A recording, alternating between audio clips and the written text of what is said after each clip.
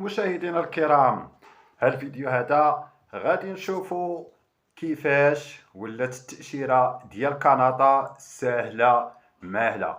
ولكن راه ماشي انا اللي قلت. نشوفوا العيد عبد اللطيف في التصريح نتاعها اشنو قالت على التسهيلات باش الواحد يسافر لدولة كندا. مشاهدينا الكرام، من جديد قالت ليلى عبد اللطيف بأن كندا والحدود الكندية ستكون مفتوحة ومشرعة خلال المراحل القادمة أمام جميع المهاجرين إلى كندا، وستكون موجة لجوء وهجرة كثيفة إلى كندا من دون شروط أو لغات ولا حتى حسابات بنكية.